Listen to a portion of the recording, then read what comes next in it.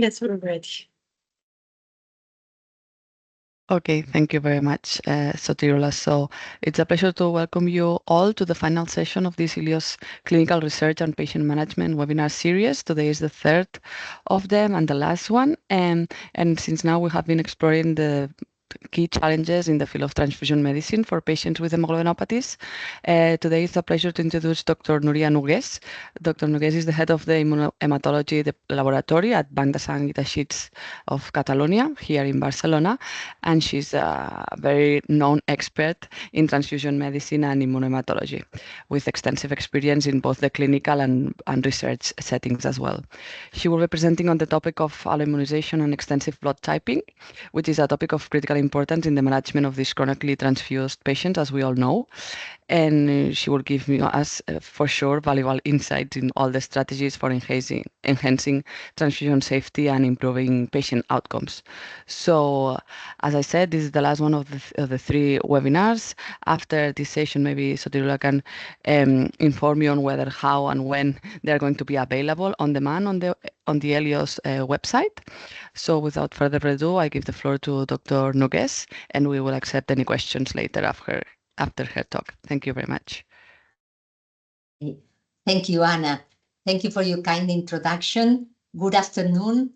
I will share my screen and start with this talk, which, as Anna said, is related to the alloimmunization and extensive blood typing, which can be done by different resources, either phenotyping or genotyping.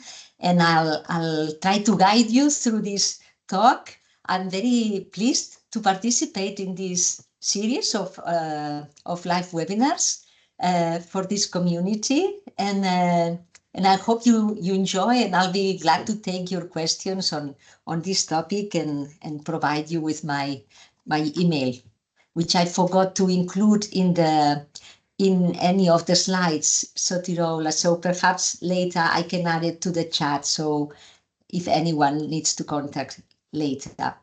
Okay, so we'll start. Just see if.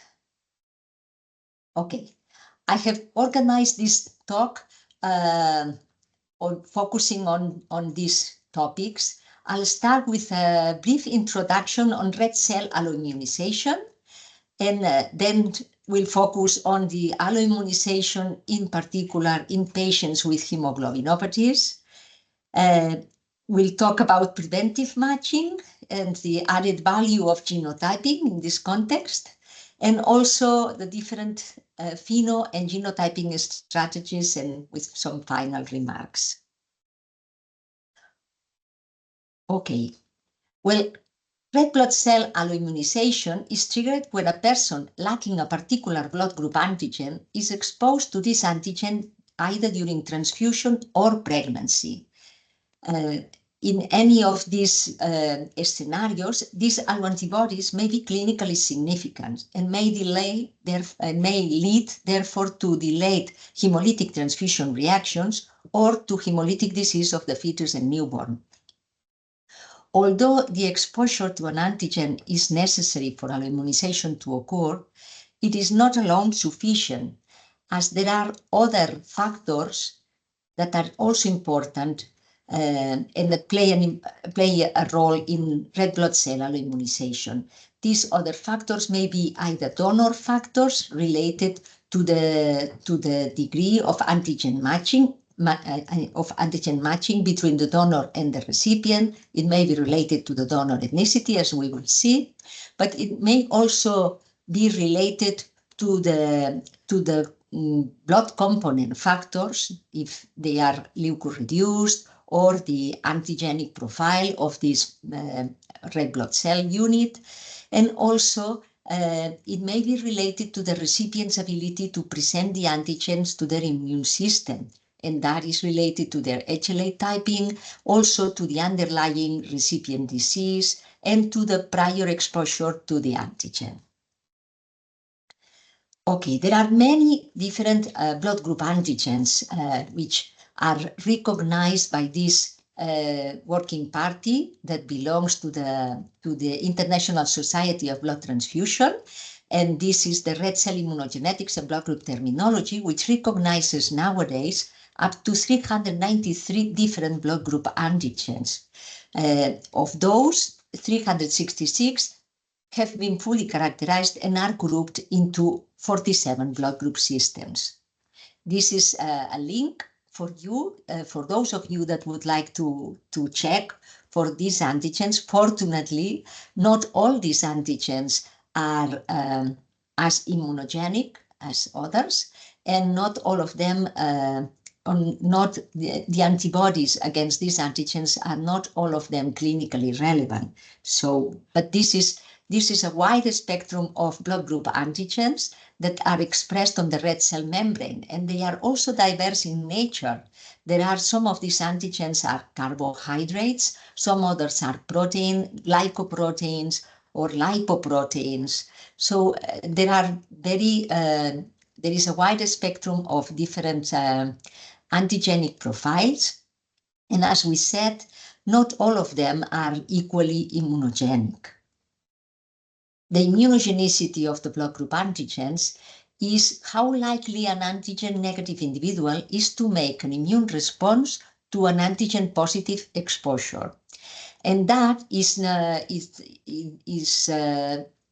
that easy to establish, besides the ABO and the RHD antigens, which are always respected in transfusion.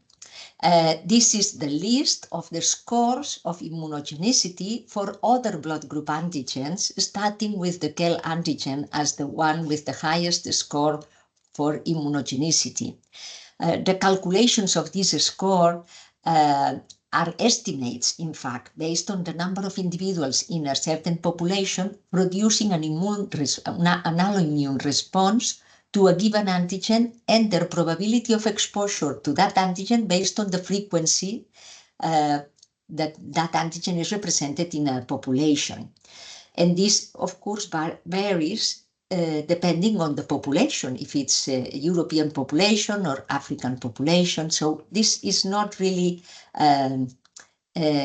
equal for all populations at a global level, but it gives you an idea of how, for instance, the KEL antigen is up to 250 times more immunogenic than the JKB.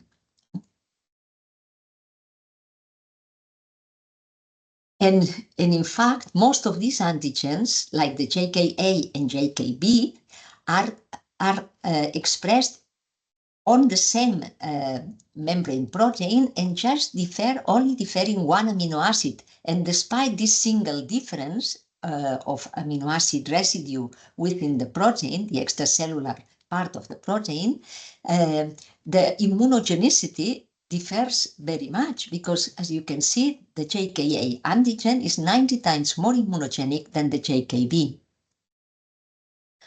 The immunogenicity of blood group antigens also can be calculated in relation to the antigen exposure. The more times an individual is exposed to an antigen, the more chances, of course, to elicit an immune response.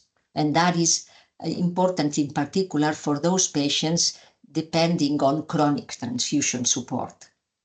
In this table, you can see the relative immunogenicity of different blood group antigens compared to Phi-A, to the Phi-A, which is taken as the reference. And you can see after 2 transfusions, after 5, 10, or 20 transfusions, 20 exposures, let's say, to positive antigen red cell units.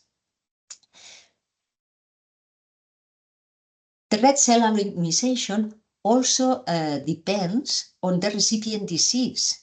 As I said, there are certain differences depending on the recipient disease that predispose to a higher rate of alloimmunization. We can consider, like in the overall population, it is quoted around 1 to 3% of the rate, the frequency of the appearance of red cell alloantibodies once receiving transfusions. But this may be underestimated, in fact, because of the evanescence of certain red cell antibodies that may not be detected prior to transfusion and may seem like a novel alloimmunization when it was already there. That is, this evanescence of red cell antibodies is one of the characteristics that may be contributing to underestimate the prevalence of red blood cell alloantibodies, even in the overall population that receives transfusion at a certain time during their life. But certainly, if you can see in this table, in this histogram, you can see the differences on the alloimmunization rate depending on certain diseases. And of course, the patients with sickle cell disease and thalassemia major are among the highest rates, have among the highest rates of red blood cell alloimmunization. They also depend on chronic transfusion support, so that means they are regularly exposed to red cell antigens of blood donors, but also there are some other factors that contribute, in particular in sickle cell disease, to this very significantly higher rate of red cell alloantibodies. In contrast, some other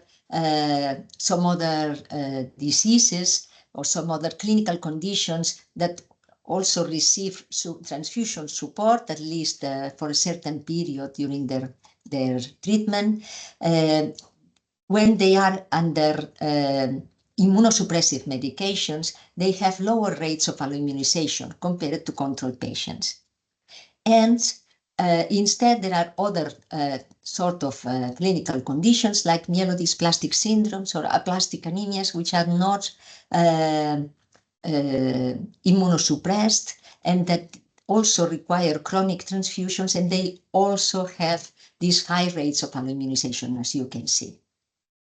Okay, we'll now talk about this alloimmunization in particular in sickle cell disease, because as you know well, the number of sickle cell disease patients in European countries have gradually increased over the last years due to these migration movements that have occurred in recent decades. You can see here in these European countries the prevalence of sickle cell disease patients, which has certainly impacted in the transfusion services from our hospitals and blood centers as well. One of the factors that are important to take into considerations is the blood group differences that exist between European donors and patients of African descent. As you know, sickle cell disease is predominantly affecting individuals of African descent.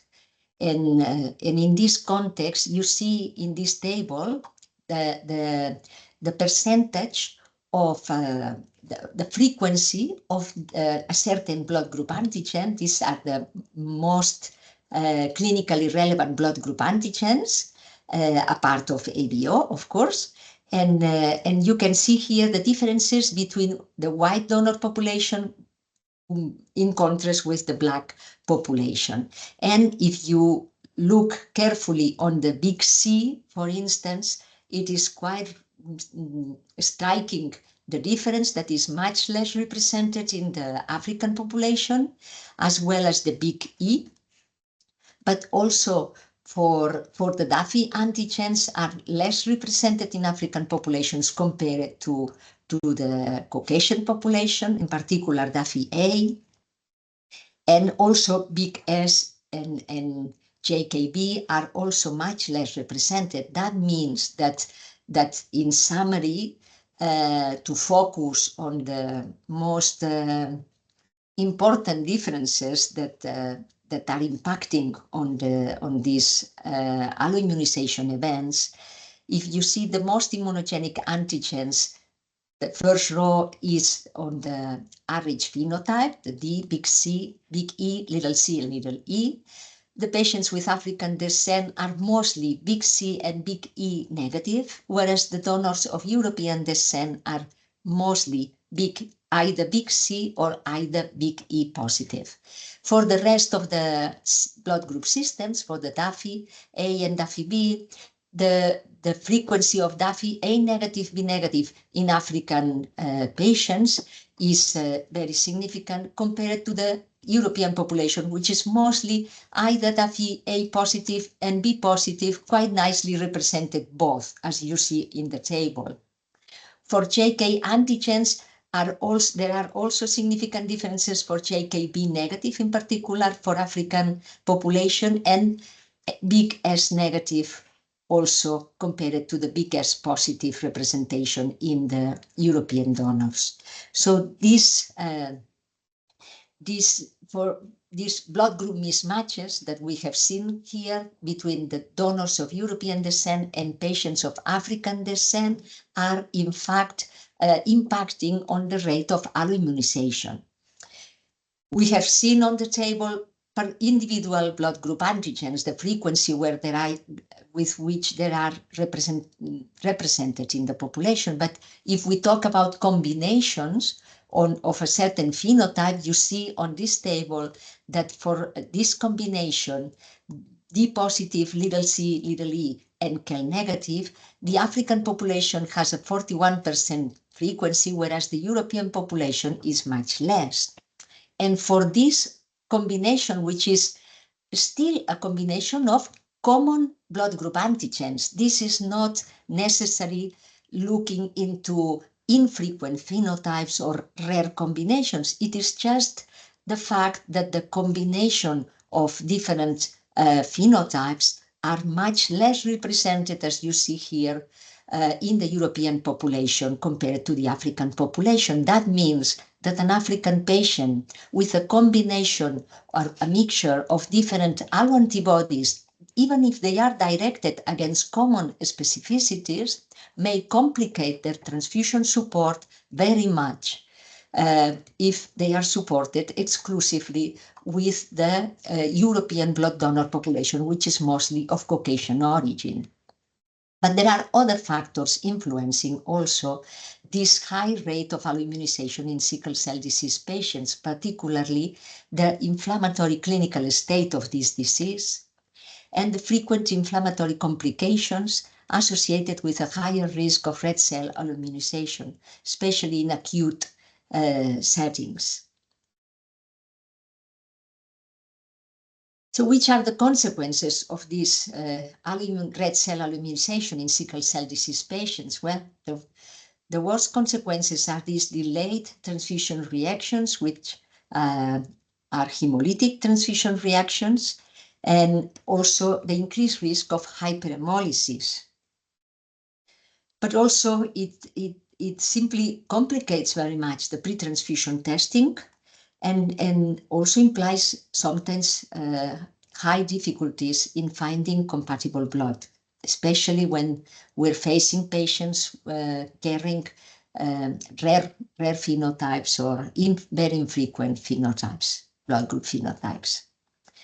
So that is why preventing alloimmunization is still a major challenge in sickle cell disease. We'll see what can we do for the prevention of these alloimmunizations. We'll talk now on preventive matching.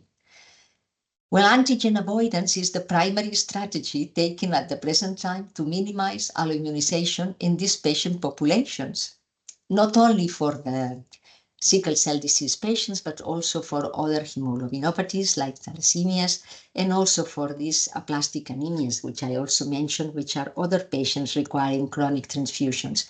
But for sickle cell disease patients, as we mentioned, the situation is even worse for their inflammatory state and their high rate of development of alloantibodies. So mainly the first step in preventing red cell alloimmunization is to do an extended red blood cell antigen profile obtained at the earliest opportunity. That means as soon as this patient is diagnosed or it is visited for the first time at a hospital in our countries. Extended blood group genotyping is also currently recommended in these at-risk patients which require chronic transfusions. So I'll see now in this slide to the summary of what is the current practice in this pre-transfusion immunohematological workup, mostly for sickle cell disease patients, but it can also be applied to these other patients which we also mentioned. And it is the situation, the scenario in our here in Catalonia, in our region, but also it is also shared with other European countries like in France or in the Netherlands. So we would start with this pre-transfusion immunohematological workup, which will consist of this extended phenotyping. That means ABO and RH, including the complete RH phenotype for the most clinically relevant RH antigens, and KEL. And also we would extend for this subgroup of patients, we would extend this phenotyping to antigens in the Duffy system, the KIT system, and Big S. And we not only would do this extended phenotyping, but we would also perform extended blood group genotyping, not only in recently transfused patients, which is a setting where it certainly applies, because as you know, recently transfused patients cannot be phenotyped because their red cells, their circulating red cells come from donors or multiple or single donor, but are not the patients alone. But this is not the only scenario where we would use extended blood group genotyping. Because we would use this genotyping to allow better characterization and identification of infrequent phenotypes in this subgroup of patients. And we will talk a little bit further on this topic a little bit later. And not only for blood group genotyping in a more general sense, but in particular, we will try to perform molecular workup of RH, because the RH system is a very complex and polymorphic blood group system, which complicates the transfusion support, and it's implied in this higher rate of alloimmunization in the sickle cell disease group of patients, as you will see. So this would be the different actions that we would perform in this pre-transfusion workup. And then when a transfusion request arrives, we would, of course, perform antibody screening, irregular antibody screening in indirect antiglobulin test. And we would perform a serological cross-match also with antiglobulin, regardless of having a screening negative or positive. That is because we may be missing some antibodies in the screening setting, either due to this evanescence of red cell antibodies or because of antibodies being directed against low-frequency antigens that are not represented in the screening panels, in the screening red cell panels. So once there is this transfusion request, we would perform this antibody investigation. And if we find clinically relevant alloantibodies, the selection of the red cell units for transfusion, of course, would take into account to select for antigen negative for the alloantibody that has been identified, but also we would match for all these antigens on the RH system and KEL, the Duffy, the JK, and the big S and little s. So this is an extended phenotype matching that we would be selecting to prevent for further alloimmunization in this patient, which has already developed perhaps a single specificity or perhaps already multiple specificities. And of course, it will be very important to have close communication for complex cases that may represent, in some cases, a patient carrying an infrequent phenotype and sometimes having to look for compatible units in the rare blood donor panel, in the international rare blood donor panel, or requesting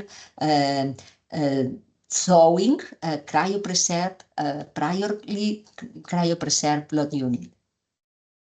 And in the case of not detecting alloantibodies, the overall policy is to only match for the Rh antigens and KEL. That is the common scenario in most of the situations. But for the sickle cell disease group of patients, the current policy in our country, but also in most of other European countries facing this challenge, is that if possible, because this will depend on availability of compatible units, but if possible, preventive matching also to be extended for the DAFI-A, the JKA, JKB, and BCAS antigens.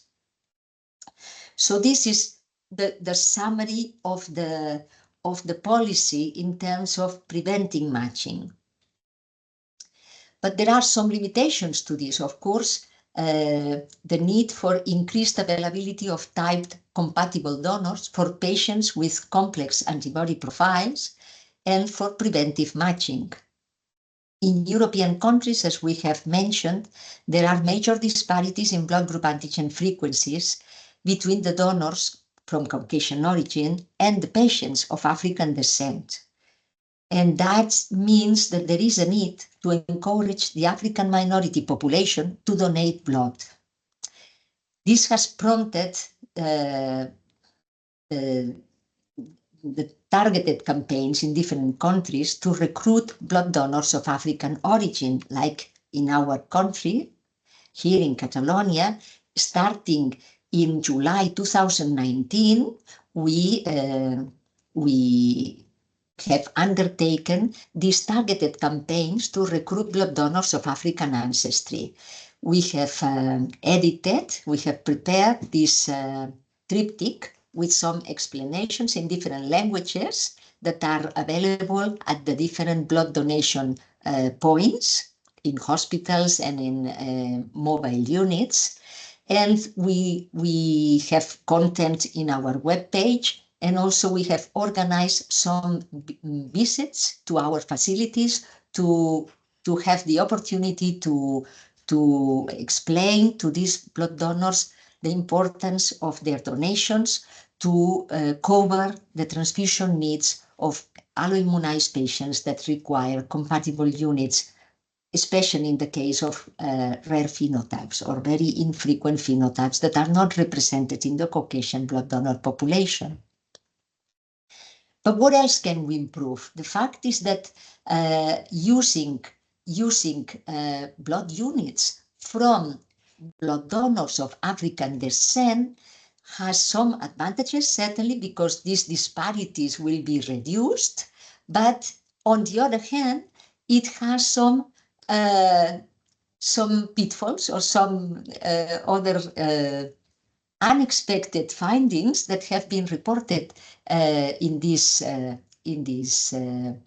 paper, which in fact are related to the finding of alloimmunization in these patients that is directed, alloantibodies that are directed against African antigens that were not detected during a standard antibody screening. And that is because these are low-frequency antigens that are more prevalent in African population, that are very immunogenic, and that may elicit an immune response in these African recipients, and that these are not antigens that are not represented in our population, and these are antigens that are not taken into consideration for the design of red cell panels which are the tool, the resource that we have in immunohematology laboratories and transfusion services to detect and identify antibodies that may impact on the compatibility. So this is somehow unexpected finding, which has led us to find that this is a weak point that we have in European countries in our strategies to identify red cell alloantibodies, which may be impacting also in the transfusion, in the yield, let's say, of this blood transfusion in these patients. Well, I'll talk now about this, the added value of genotyping. The title of the presentation was mentioning pheno or genotyping strategies. We already mentioned some of the important added values that has genotyping, but I'll start in emphasizing, for those of you that may not be that familiar, I'll start by emphasizing what is genotyping, what information provides us the genotype of the red cell genotype. When we perform red cell phenotyping, what we in fact determine is the presence of a particular blood group antigen on the red cell membrane of a certain patient or a blood donor. And we use specific reagents, which are antibodies specifically directed against this red cell antigen, which at the moment of the recognition then agglutinates these red cells. And this can be detected visually, like in this gel card that you see here. This is a very common thing that we use for phenotyping. But the fact that that a certain antigen is expressed on the red cell membrane depends on the presence of specific amino acids in certain positions within the protein, within the extracellular part of this protein, for instance, in this case, an Rh protein. And in turn, the presence of a specific amino acid in these polymorphic positions depends on some genetic polymorphisms that are in fact the molecular basis for these antigens. So when we use genotyping methods, what we do is to analyze these genetic polymorphisms that determine the expression of these antigens. And by this way allows us to predict the phenotype of an individual, either patients or blood donors. If we talk about patients, of course, this is very useful and a critical tool for our laboratories in transfusion services to determine the red cell phenotype of patients that have been recently transfused, or also for patients having a strong direct antiglobulin test. That means autoantibodies fixed on their red cells. But this is not the only scenario where genotyping is very useful. This is just to show you the system, the tool that we use for red cell genotyping. This is based on a bit array using the XMAP technology with a Luminex instrument. This is just one of the systems of the platforms that are available for red cell for blood group genotyping, but there are many others. This is the one that we use at the Blood and Tissue Bank in Barcelona, and the same system determines the genotype, and it already predicts the phenotype. That means the expression of the blood group antigens. So we said that, of course, serological typing is not always possible for patients recently transfused, having this direct antiglobulin test, but also sometimes there are no typing reagents available for certain specificities. There are no typing reagents, so genotyping is also useful in this context. But not only for that, because genotyping also provides a more complete and precise information about the red cell antigen profile, and that is important, especially in this subgroup of patients.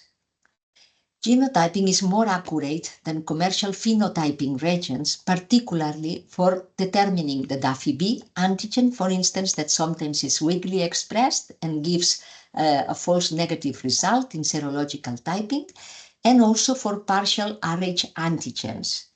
And in this context, we have to take into account that up to 22% of patients of African origin carry partial Rh antigens. This 22% is probably underestimated because many recent studies indicate that this percentage is even higher than 50%. That means that this prevalence of partial Rh antigen is associated with a risk of immunization against epitopes that the patient doesn't express on the red cell membrane. These variants account for Rh alloimmunization despite antigen matching for for the principal Rh antigens. But this matching has been mostly determined by serological typing. That means we haven't been able to detect this partial expression of any of these Rh antigen. And this is one of the important things that are affecting the rate of alloimmunization in this sickle cell disease group of patients. I'll show you just two examples of variants that can only be detected by molecular typing, by molecular analysis, specifically of the Rh locus. This is an example of the molecular identification of an Rhce variant, the CERN variant, which is a variant that when present in homozygous state, it results in what we call an Rn phenotype.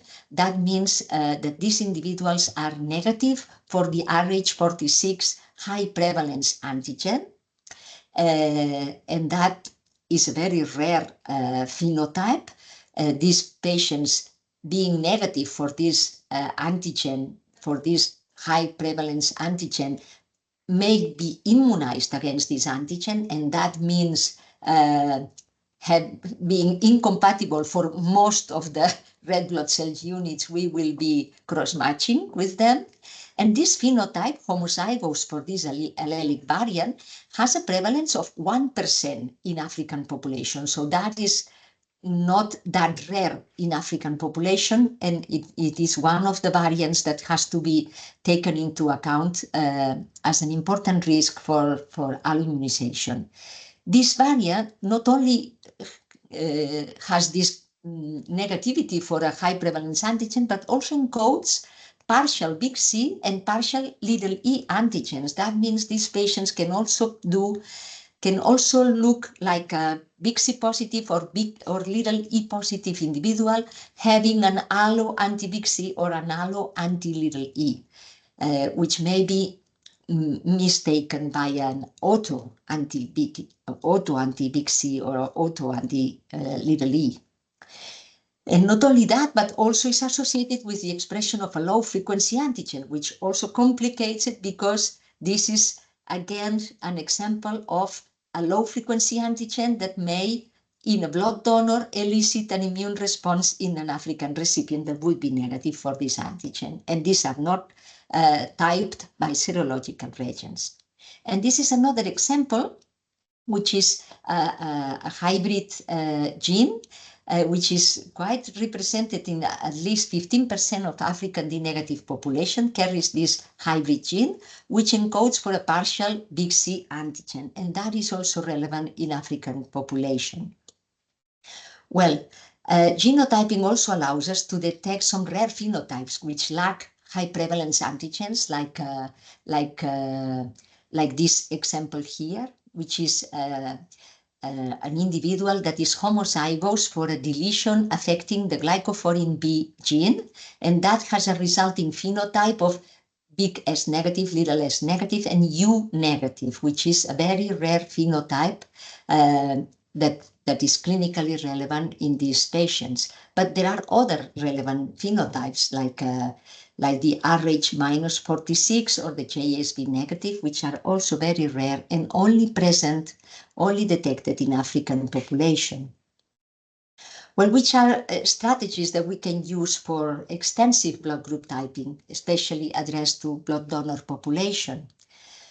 Well, we can use the same platforms that we already mentioned for screening rare or infrequent phenotypes among donors. In particular, this targeted campaign that we have in place in Catalonia, addressed to donors from sub-Saharan countries, has allowed us to identify some of these rare phenotypes, like this JSV negative phenotype.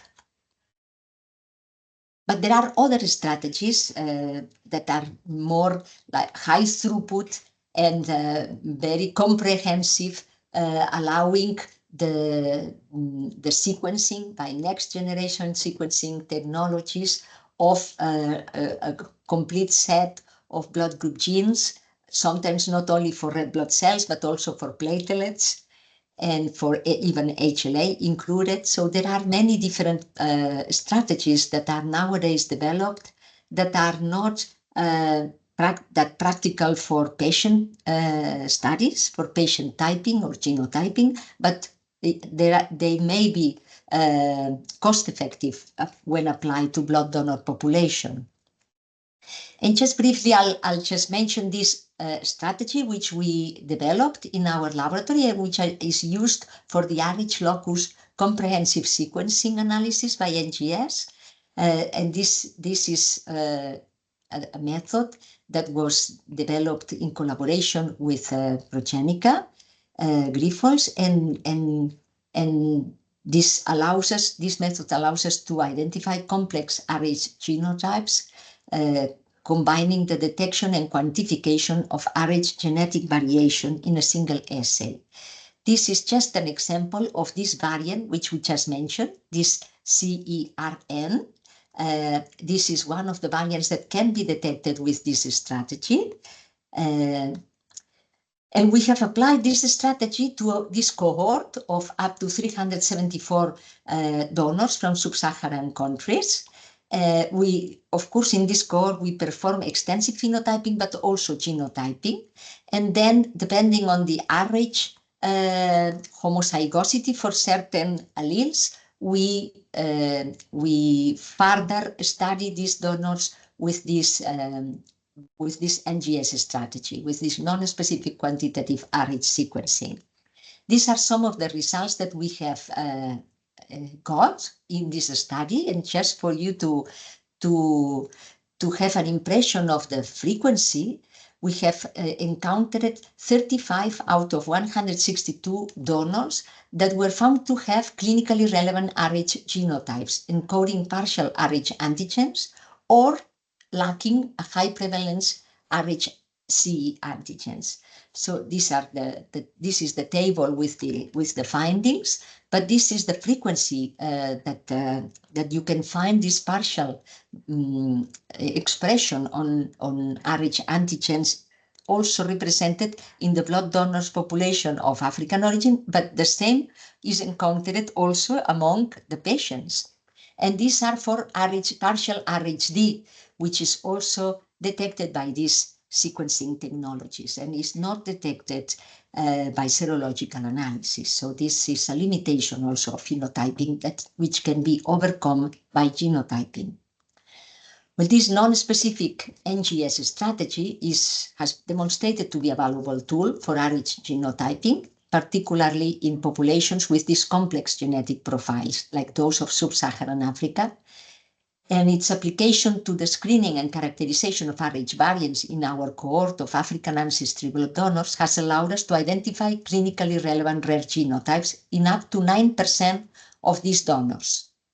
And we hope these findings will help us to improve the availability of compatible red blood cells for Rh alloimmunized patients of African descent.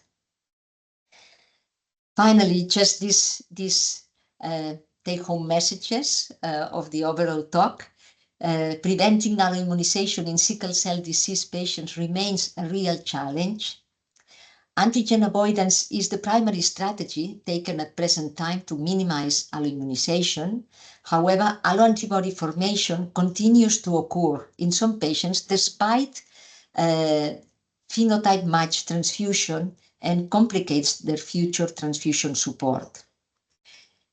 There is this pending issue, which is to identify genetic or immunologic signature to differentiate a responder from a non-responder to red blood cell antigens. This is something that is still poorly understood, and a better understanding of alloimmunization triggers and signatures of responders and non-responders is needed for prevention strategies to be optimized. Prophylactic Rh and KEL matching for transfusion is consensual, but other preventive measures remain a matter of debate due to a lack of strong evidence and certainty in many studies. And genotyping sickle cell disease patients certainly helps pre-transfusion testing and donor matching. And genotyping donors also helps in the identification of rare blood donors and in increasing the availability of compatible units to support these patients in their chronic transfusion requirements. And just that's it. Thank you very much for your attention, and I'll be pleased to take your questions. Thank you very much for this really nice overview of the importance of the extensive blood typing. We'll open the floor to everyone to ask a question. Perhaps until we receive a few hands. Oh, Coralia has a question. Maybe I'll save my question for later. So thank you, Nuria, for this very comprehensive presentation. It was clear. You covered most of the topics. So disclaimer, I'm not a clinician. I'm a molecular biologist by training, but I have two questions really.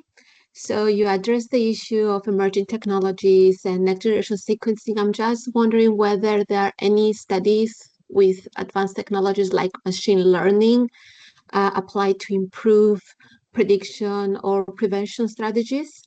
And at the same time, your opinion on the fact that with over 300 known blood group antigens, how do you see extended matching evolving in clinical practice for sickle cell disease patients, but also patients that need transfusions? And whether there are any realistic pathways to move beyond standard matching to reduce alloimmunization risk without, of course, overwhelming blood supply logistics. So your thoughts on this? Thank you. Thank you, Coralia. Well, in fact, I'll start with your first question on this machine learning that may be helping somehow this identification of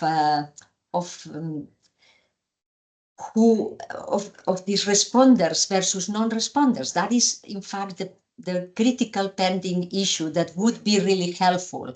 And this is something that can be addressed, and there are certain groups that are working on this, that collecting responders versus non-responders and performing whole genome sequencing and whole exome sequencing of this and comparing. But the bioinformatic analysis of this huge information that is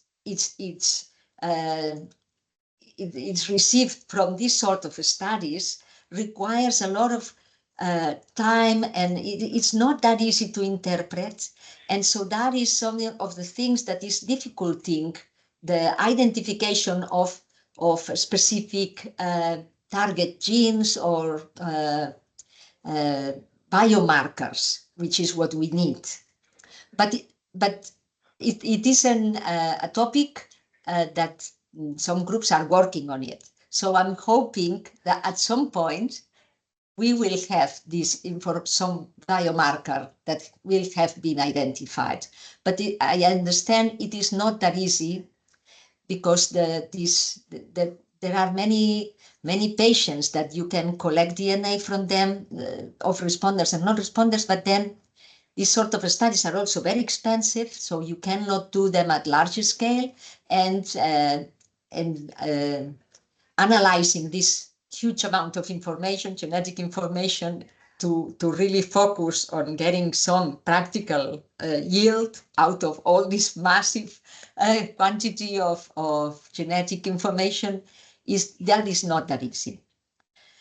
That's from one side, but the other side is that this preventive matching, and for red cells, or for even more than what I explained today, which is quite consensual, not only for the Rh principal antigens and CAL, but also, like as I said, not only in our country, but also in the Netherlands, the UK, France, which is one of the countries that have the highest number of sickle cell disease patients in European countries.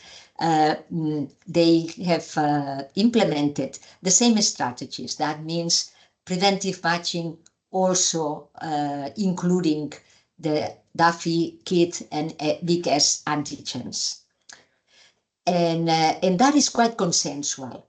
Of course, the availability of units that allow you to have this preventive matching, that depends in each country and the resources that everyone has. For instance, in Catalonia, we have a centralized blood center which receives all the blood units collected in our territory, analyzes them, and supplies these units to all hospitals. So these centralized systems are more cost effective in terms of centralizing extensive blood group typing, extensive genotyping, even development of innovative strategies or in-house systems that can be applied and are most cost efficient compared if you have to use commercially developed platforms, which are more expensive. So that depends on each setting. Germany, for instance, has developed some in-house methods for NGS extensive typing, but Germany is very decentralized. So every country and every region has different possibilities. And so this is difficult to foresee how it will be generalized in the population among different countries, Cornelia. Thank you, Nuria, for the detailed explanation. Thank you. Do we have another question? I was going to ask about the low resource countries, but I guess you already, with your response, already replied. There's so much heterogeneity in resources and everything that it's difficult to predict if this can be standardized practice, but you highlighted how important it is. Yes, it is a very different setting, and the main focus there is, in fact, to improve the quality and the standards of immunohematological pre-transfusion testing, the importance of cross-matching, because they won't be able to perform extensive typing, but that cross-matching may allow you to detect those compatible units in any case. So that is important, that it also requires to put a focus on that, certainly in those countries. Thank you very much. I will post your email in the chat if anyone wants to get in touch with you. Yes, Veronica, thank you. That's okay. Thank you. No worries. Okay. If we don't have any more questions, I would really thank you for this really nice overview of the topic and highlighting how much important it is for especially the field of hemoglobinopathies. So yes? There is a question in the chat. Oh, I missed it. Thank you for the nice presentation. You have presented some statistical data, and they would like to know these data you have collected just in your working space, or you have collected them from different labs? So is it just from your own institution, or is it from different labs? I'm not sure of which data is the person referring to. If it is the data on these allelic Rh variants, the prevalence of Rh variants among these blood donors, that is our own data of our studies. But I'm not sure if it's referring to that in particular, or if it is on the rates of alloimmunization, or Yes. yes, for that. Okay. Yes. So yes, that is our own data related to the study that we have been performing, and is still ongoing, but in a way highlights the relative high prevalence of Rh variants, partial Rh variants, among blood donors of African ancestry, but also on patients of African ancestry, like sickle cell disease patients. Thank you. Okay, thank you. Sorry, I missed the question in the chat. I think the non-specific assay is a huge step forward to simplify the process, and I'm hoping these practices become more standardized in our healthcare systems. Thank you, Nuria, for the lovely talk. Thank you, everyone, for You're welcome. participating. I wish everyone a nice holiday, a nice summer break if I don't see you soon. But thanks, everyone, for taking time to participate in this talk. And thank you, Nuria, again, for accepting our invitation. Not at all. My pleasure. Wishing everyone a Thank nice you. afternoon. Goodbye. Bye-bye.